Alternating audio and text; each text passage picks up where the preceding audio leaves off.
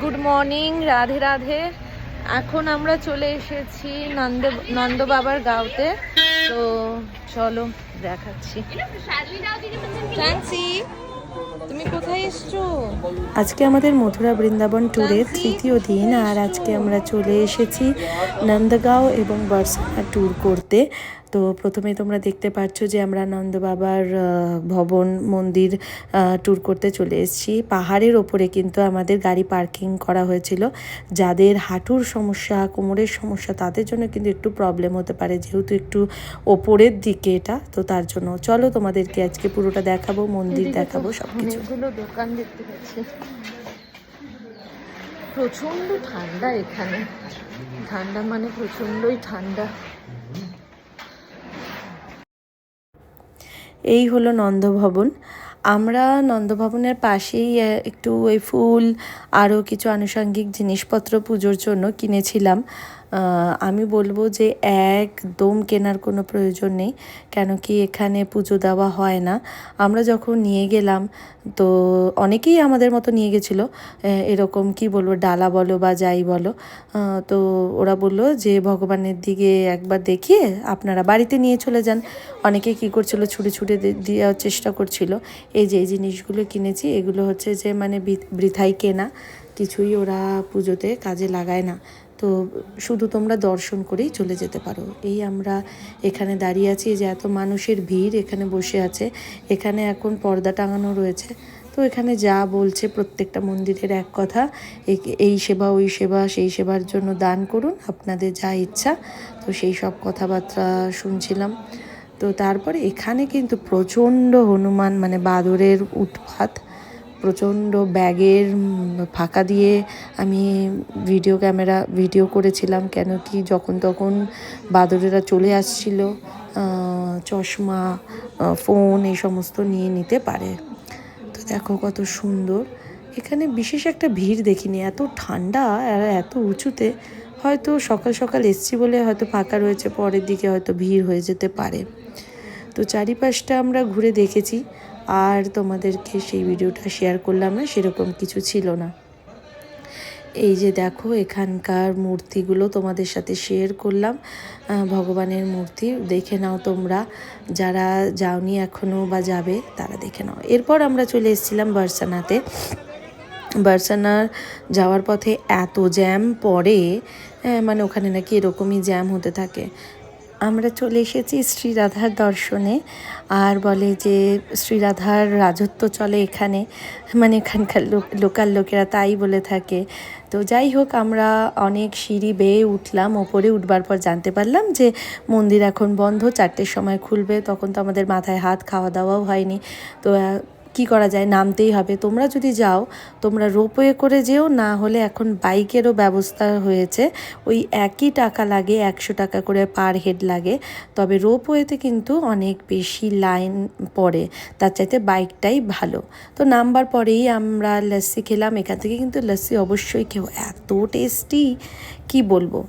তো তারপরে আমরা নেক্সট আমাদের গন্তব্য ছিল গোবর্ধন পর্বত। আর এখানে এইভাবেই নাকি গোবর্ধন পর্বত লোকে দেখে, আর সবাই এখান থেকে পরিক্রমা করছিল, গোবর্ধন পর্বত পুরো পরিক্রমা করছিল। আমি তো এখান থেকে গাছপালাই বেশিরভাগ দেখতে পাচ্ছিলাম, কিছু কিছু জায়গা থেকে পর্বতটা দেখা গেছে ভালোভাবে, তখন আবার ভিডিও করা হয়নি। প্রচুর মানুষ, ছোট ছোট বাচ্চারা পর্যন্ত না পরিক্রমা দিচ্ছিল শুয়ে শুয়ে, বাপরে বাপ। দেখো না, আমি পরিক্রমার বেশ কিছু ভিডিও নিয়েছি। প্রচুর লোকজন এরকম পরিক্রমা করছে। আমাদের আবার এখানে যাদের সাথে আমরা মানে পুরো মানে ঘুরতে বেরিয়েছিলাম বার্সানা নন্দগাঁও, আমার হাজব্যান্ডের বন্ধুদের সাথে। তো সেই বন্ধুরা আজকে গোবর্ধন পর্বতের এখানে একটা ভান্ডারা লাগিয়েছিল, তো যেখানে প্রচুর মানুষ খাওয়া দাওয়া করতে এসেছিলো। তো আমাদেরও সেখানেই নিমন্ত্রণ ছিল, আমরাও ওই ভান্ডারাতেই খাওয়া দাওয়া করেছি। এত ভালো খাওয়া দাওয়ার ব্যবস্থা রেখেছিল ওরা। তো সেখানেই যাব আমরা এখন।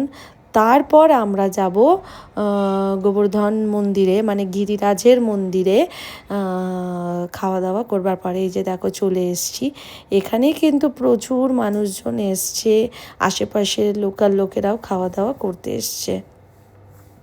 চলো দেখি। এখানে খাওয়া দাওয়ার আর ভিডিও করিনি, কেন কি বাইরে থেকে এসেছে, কেমনভাবে কীভাবে লোকজন নেবে তার জন্য করিনি। কিন্তু খাবার দাবার ভীষণ ভালো ছিল। ভান্ডারা বলে এরকম কিছু নয়, বেশ ভালো ব্যাপার স্যাপার রয়েছে এখানে। আর সেকেন্ড হচ্ছে যে এখানে প্রচুর যারা আসে পরিক্রমা করে তারা বেশ দান ধ্যান করে থাকে, পূজা পাঠ করে থাকে।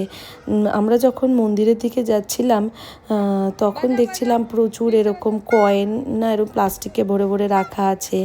আরও অনেক কিছু জিনিসপত্র, খাওয়ার দাওয়ার, জুতো টুতো, এই সমস্ত অনেক কিছু আছে যেগুলো তোমরা আর কি আশেপাশে যারা রয়েছে গরিব যারা তাদেরকে তোমরা দিতে পারো। সেখান থেকে কয়েনের প্যাকেটও কিনতে পারো, কিনে সেগুলো প্রত্যেককে দিতে পারো আর কি যারা থাকে। এই যে আমরা যাচ্ছি টোটো করে, এটাও কিন্তু পর্বতের পাশ দিয়েই যাচ্ছি। এত গাছপালা বা এত কিছু করা আছে যে যার জন্য পরিষ্কার বোঝা যাচ্ছে না, কিন্তু এটাই হলো গোবর্ধন পর্বত। এই যে আমি তোমাদের বলছিলাম কয়েনের প্যাকেটগুলো, এগুলো এখানে অনেক কিছুই রয়েছে এরকম করা দান করবার জন্য। এখানে বেশ ব্যবস্থা রাখা আছে, তুমি চাইলে এগুলো করতে পারো। এই যে আমরা চলে এসেছি গিরিরাজজির মন্দিরে, এখানে ফুল টুলও রয়েছে। এখানে কিন্তু তোমরা পুজো করলে করতে পারো, কেন কি এখানে পুজো নিচ্ছিল। বেশ ভালোই লেগেছে মন্দিরটার ভিতরটা। চলো তোমাদেরকে দেখাই।